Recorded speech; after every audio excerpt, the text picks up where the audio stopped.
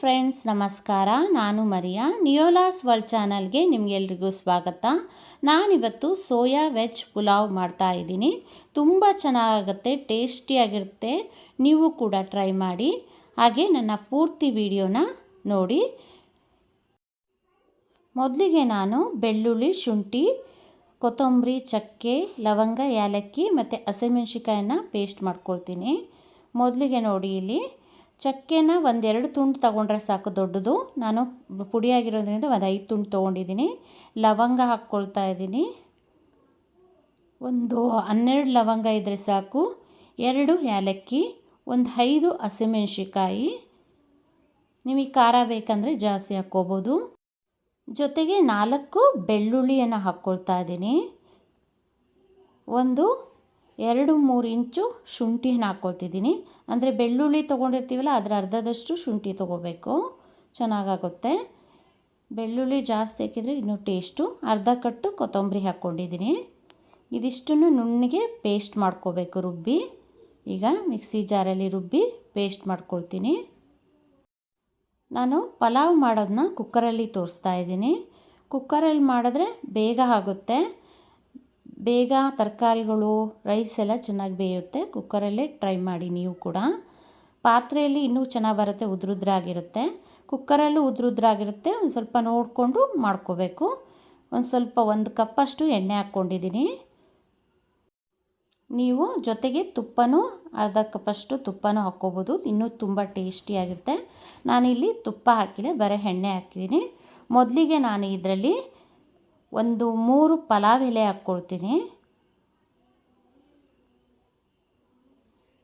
ಆಮೇಲೆ ತೆಳ್ಳಗೆ ಹೆಚ್ಕೊಂಡಿರೋಂಥ ಈರುಳ್ಳಿಯನ್ನು ಹಾಕ್ಕೊಳ್ತಾ ಇದ್ದೀನಿ. ಒಂದು ದೊಡ್ಡ ಸೈಜ್ ಆದರೆ ಒಂದು 2 ಈರುಳ್ಳಿ ಹಾಕಿದ್ರೆ ಸಾಕು. 6 ಸೈಜ್ ಆದರೆ ಒಂದು 4 ಹಾಕ್ಕೊಳ್ಳಿ. ಈರುಳ್ಳಿ ಚೆನ್ನಾಗಿ ಫ್ರೈ ಆಗಬೇಕು, ಆಗ ತುಂಬ ಟೇಸ್ಟಿಯಾಗಿ ಬರುತ್ತೆ. ಈಗ ಈರುಳ್ಳಿ ಚೆನ್ನಾಗಿ ಫ್ರೈ ಆಗಲಿ. ಈರುಳ್ಳಿ ಫ್ರೈ ಆಗೋ ತನಕನೂ ಸೀದೋಗದೆ ಇರಲಿಕ್ಕೆ ಸ್ವಲ್ಪ ಈ ಥರ ಕೈ ಆಡಿಸ್ತಾ ಇರಿ, ಚೆನ್ನಾಗಿರುತ್ತೆ. ಈಗ ನೋಡ್ಬೋದು, ಈರುಳ್ಳಿ ಸ್ವಲ್ಪ ಸಾಫ್ಟ್ ಆಗಿದೆ, ಚೆನ್ನಾಗಿ ಫ್ರೈ ಆಗಬೇಕು. ಈಗ ಆಲ್ಮೋಸ್ಟ್ ಫ್ರೈ ಆಗ್ತಾ ಬಂದಿದೆ ಈರುಳ್ಳಿ. ಚೆನ್ನಾಗಿ ಈರುಳ್ಳಿ ಫ್ರೈ ಆಗಿದ್ರೆ ಒಳ್ಳೆ ಟೇಸ್ಟ್ ಬರುತ್ತೆ.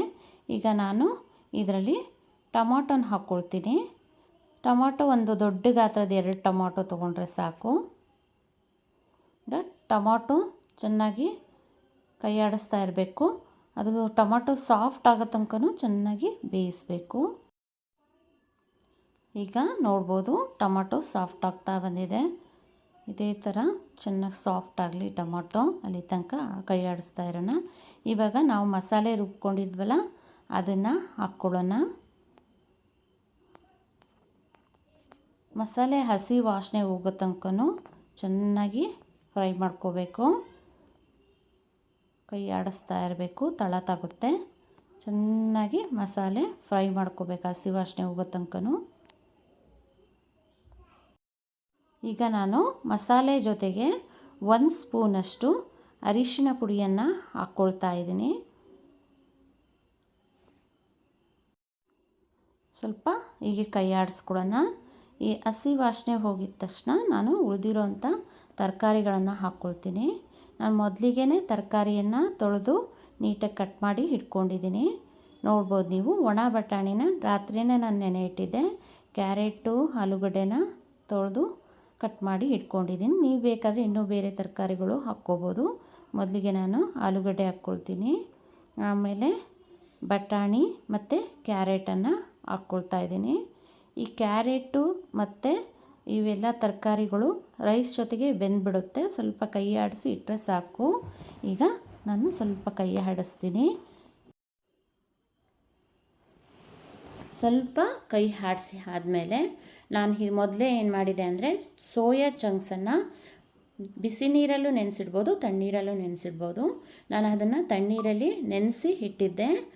ಅದು ನೆನೆಸಿದ ಮೇಲೆ ಅದನ್ನು ಹಿಂಡಬೇಕು, ಅದರ ನೀರು ಹೋಗೋ ಥರ ಹಿಂಡ್ಕೊಂಡು ಆಮೇಲೆ ಹಾಕಬೇಕು. ನೀವು ಪಲಾವ್ ಮಾಡೋಕ್ಕೆ ಶುರು ಮಾಡಿದಾಗ ನೆನೆ ಇಟ್ಟರೆ ಸಾಕು, ಅದು ನೆಂದಿರುತ್ತೆ, ಚೆನ್ನಾಗಿ ನೀರು ಎಳ್ಕೊಂಡಿರುತ್ತೆ. ಆಮೇಲೆ ಅದನ್ನು ಹಿಂಡಿ ಹಾಕಬೇಕು. ಈಗ ನಾನು ತರಕಾರಿ ಜೊತೆಗೆ ಅದನ್ನು ಹಾಕ್ತಾ ಇದ್ದೀನಿ. ಈ ಥರ ಹಾಕ್ಕೊಳ್ಳಿ.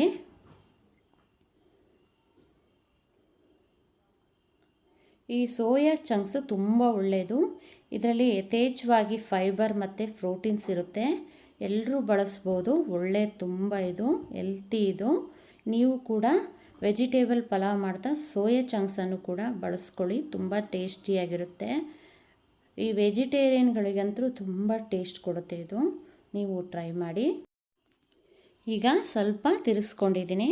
ಮಸಾಲೆ ಎಲ್ಲ ಚೆನ್ನಾಗಿ ಸೋಯಾ ಚಂಕ್ಸು ಎಳ್ಕೋಬೇಕು. ಈಗ ನಾನು 1 ಕಪ್ ರೈಸಿಗೆ 2ರಷ್ಟು ನೀರನ್ನು, ಅಂದರೆ 1 ಕಪ್ ರೈಸ್ ತೊಗೊಂಡ್ರೆ 2 ಕಪ್ಪು ನೀರನ್ನು ಹಾಕ್ಕೋಬೇಕು. ಮೊದಲಿಗೆ ನಾನು 1 ಕಪ್ಪಿಗೆ 2 ಕಪ್ಪಷ್ಟು ನೀರನ್ನು ಹಾಕ್ತಾಯಿದ್ದೀನಿ. ನಾನು 1 ಕಪ್ ರೈಸ್ ಉಪಯೋಗಿಸ್ತಾ ಇರೋದು. ನೀವು ಕೂಡ ಅದೇ ಥರ ಮಾಡ್ಕೊಳ್ಳಿ. ನಿಮಗೆ ಬೇಕಾದರೆ ಜಾಸ್ತಿನೂ ಮಾಡ್ಕೋಬೋದು ಎಲ್ಲನೂ. ನೀರು ಹಾಕಿ ಆದಮೇಲೆ ಒಂದು ಸತಿ ಈ ಥರ ಮಸಾಲೆ ಎಲ್ಲ ಮಿಕ್ಸ್ ಮಾಡ್ಕೊಬಿಡಿ. ಅದು ಚೆನ್ನಾಗಿ ಮಿಕ್ಸ್ ಆಗುತ್ತೆ. ಈಗ ಇದು ಕುದಿ ಬರಬೇಕು. ಚೆನ್ನಾಗಿ ಕುದಿ ಬಂದಮೇಲೆ ನಾವು ರೈಸನ್ನು ಹಾಕಬೇಕು. ನಾನು ಕುದಿ ಬರೋ ತನಕ ವೆಯ್ಟ್ ಮಾಡ್ತೀನಿ. ರುಚಿಗೆ ತಕ್ಕಷ್ಟು ನಾನು ಉಪ್ಪನ್ನು ಹಾಕ್ಕೊಳ್ತಾ ಇದ್ದೀನಿ. ಈಗ ಮಸಾಲೆ ನೀರು ಚೆನ್ನಾಗಿ ಕುದಿ ಬಂದಿದೆ. ಇವಾಗ ಒಂದು ಸ್ವಲ್ಪ ಮಿಕ್ಸ್ ಮಾಡಿಕೊಂಡು ರೈಸ್ ಹಾಕ್ಕೊಬಿಡೋಣ. ರೈಸು ನಾನು 1 ಕಪ್ಪಷ್ಟು ರೈಸು ಮೊದಲಿಗೆ ತೊಳೆದಿಟ್ಕೊಂಡ್ಬಿಟ್ಟಿದ್ದೀನಿ. ಅದನ್ನು ನಾನು ಇವಾಗ ಹಾಕ್ತಿದ್ದೀನಿ. ಈಗ ನೀರು ಕುದಿ ಬಂದಾಗ ಉಪ್ಪು ಕರಗಿರುತ್ತೆ. ಒಂದು ಸತಿ ಉಪ್ಪು ಖಾರ ಎಲ್ಲ ಸರಿಯಾಗಿದೆನಾ ಅಂಥೇಳಿ ನೋಡ್ಕೊಬಿಡಿ. ನಾನು ಮೊದಲೇ ಅಕ್ಕಿನ ತೊಳೆದಿಟ್ಕೊಂಡಿದ್ದೆ, ಅದನ್ನು ಇವಾಗ ಹಾಕ್ತಾಯಿದ್ದೀನಿ.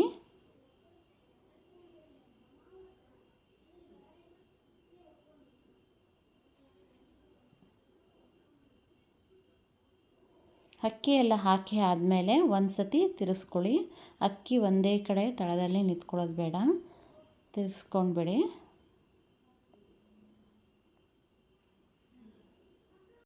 ಈಗ ನಾನು ಪಲಾವ್ಗೆ ರೈಸ್ ಹಾಕಿದ್ದೀನಿ. ಕುದಿ ಬಂದಮೇಲೆ ಕುಕ್ಕರನ್ನು ಮುಚ್ಚೋಣ. ಈಗ ನೋಡ್ಬೋದು ನೀವು, ಕುದಿ ಬರ್ತಾ ಇದೆ. ನಾನು ಕುಕ್ಕರನ್ನು ಮುಚ್ಚಿಬಿಡ್ತೀನಿ. ಒಂದು 3 ವಿಷಲಾದರೂ ಬರಬೇಕು, ಅಲ್ಲಿ ತನಕ ಬೇಯಿಸ್ಕೊಳ್ಳಿ. ಅಕ್ಕಿ ಚೆನ್ನಾಗಿದ್ದರೆ 3 ವಿಷಲ್ ಬೇಕು.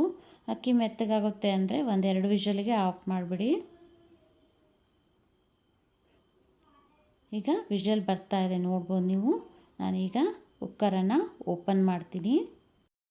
ಓಪನ್ ಮಾಡ್ತಾ ಮೊದಲಿಗೆ ಅದರ ವೇಟನ್ನು ತೆಗೆದು ಒಂದು 10-15 ನಿಮಿಷ ಅದು ದಮ್ ಆಗಲಿಕ್ಕೆ ಹಾಗೆ ಬಿಟ್ಬಿಡಬೇಕು. ಆವಾಗ ಚೆನ್ನಾಗಿ ಉದ್ರಾಗಿ ಬರುತ್ತೆ ರೈಸು. ಈಗ ನೋಡ್ಬೋದು ನೀವು, ಮೇಲೆ ಸೋಯಾ ಚಂಕ್ಸ್ ಎಲ್ಲ ತೇಲ್ತಾ ಇದ್ದಿದ್ದರಿಂದ ಮೇಲೆ ಇದೆ. ಸ್ವಲ್ಪ ಮಿಕ್ಸ್ ಮಾಡ್ಕೊಳ್ಳಿ. ತರಕಾರಿ ಎಲ್ಲ ಮಿಕ್ಸ್ ಆಗಿರುತ್ತೆ. ಸೋಯಾ ಚಂಕ್ಸ್ ಹಗುರವಾಗಿರೋದ್ರಿಂದ ಯಾವಾಗಲೂ ತೇಲ್ತಿರುತ್ತಲ್ವ, ಹಾಗಾಗಿ ಅದು ಮೇಲೆ ನಿಂತಿರುತ್ತೆ. ಅದನ್ನು ಸ್ವಲ್ಪ ತಿರುಗಿಸ್ಕೊಂಡು ನೀಟಾಗಿ ಕಲಿಸ್ಕೊಂಬಿಡಿ. ಈಗ ನಮ್ಮ ವೆಜಿಟೇಬಲ್ ಸೋಯಾ ಪಲಾವ್ ರೆಡಿಯಾಗಿದೆ. ನಾನು ಪ್ಲೇಟಲ್ಲಿ ಹಾಕ್ಕೊಳ್ತೀನಿ. ನೋಡ್ಬೋದು ನೀವು ಎಷ್ಟು ಸೂಪರಾಗಿ ಬಂದಿದೆ. ಇವಾಗ ನಾನು ಪ್ಲೇಟಲ್ಲಿ ಹಾಕ್ಕೊಂಡಿದ್ದೀನಿ. ತುಂಬ ಟೇಸ್ಟಿಯಾಗಿರುತ್ತೆ, ಹೆಲ್ತಿ ಕೂಡ. ನೀವು ಕೂಡ ಟ್ರೈ ಮಾಡಿ ಮತ್ತು ನನಗೆ ಕಾಮೆಂಟ್ ಮೂಲಕ ತಿಳಿಸಿ ಹೇಗಾಗಿದೆ ಅಂತೇಳಿ. ನನ್ನ ವಿಡಿಯೋನ ಲೈಕ್, ಶೇರ್ ಮತ್ತು ಸಬ್ಸ್ಕ್ರೈಬ್ ಮಾಡಿ. ನನ್ನ ವಿಡಿಯೋ ನೋಡಿದ್ದಕ್ಕೆ ಥ್ಯಾಂಕ್ ಯು.